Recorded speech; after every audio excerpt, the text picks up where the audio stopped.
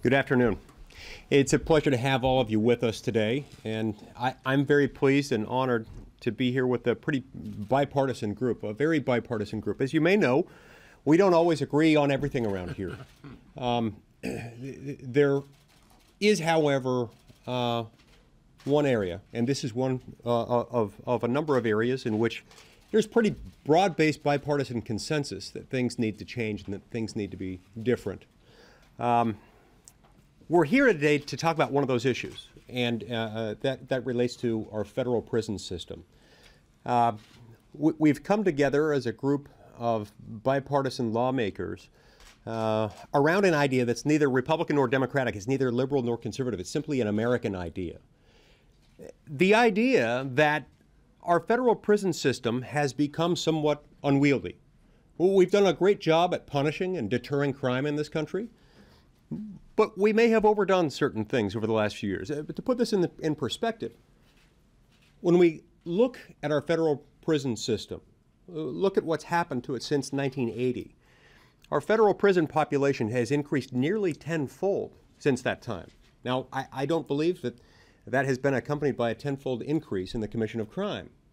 That has certainly been accompanied by, it's in many respects been caused by, the over-federalization of criminal law and the sometimes excessive reliance within the federal system on minimum mandatory penalties. These have very significant costs. A lot of people like to talk about the economic costs of lengthy terms of incarceration. A lot of people like to refer to the fact that it costs about $20,000 a year in this country to put a person in a minimum security prison. But that's, in my opinion, not the most significant cost. The most significant cost is the human one. The human cost that I witnessed just this morning when I met with a woman who lives in Utah. She is the sister of a man named Weldon Angelos. Weldon Angelos, just a few years ago, received a 55-year prison sentence for a first-time offender drug crime. This is the kind of human cost that I'm talking about, where we've got entire communities where their husbands, their brothers, their uncles, their sons have been locked up sometimes for generations at a time. We have found some common sense reforms to our federal sentencing system that make sense, that are neither Republican nor Democratic, neither liberal nor conservative. They're simply American ideals. And I'm honored to be here with a broad-based bipartisan consensus around this bill. We're going to hear now from my friend and my colleague from Illinois, Senator Durbin. Senator Lee, thank you very much. Well, let me just start off with a challenge to the press and everyone in attendance.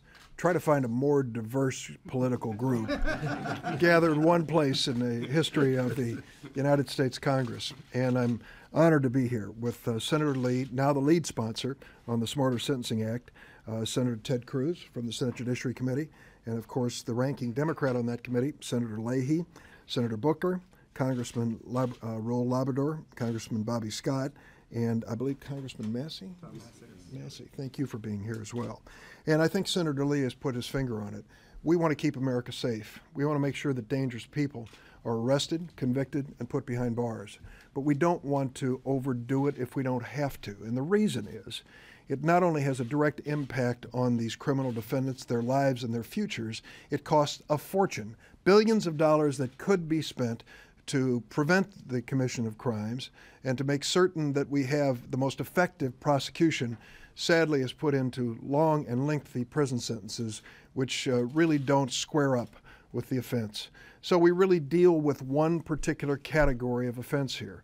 We're talking about drug offenses that don't involve guns, don't involve gangs, don't involve violence, but offenses that are wrong and should be treated as wrong, but should be squared away with mandatory minimum sentences which reflect the reality of the situation. I was listening as Senator Lee talked about meeting one of his constituents.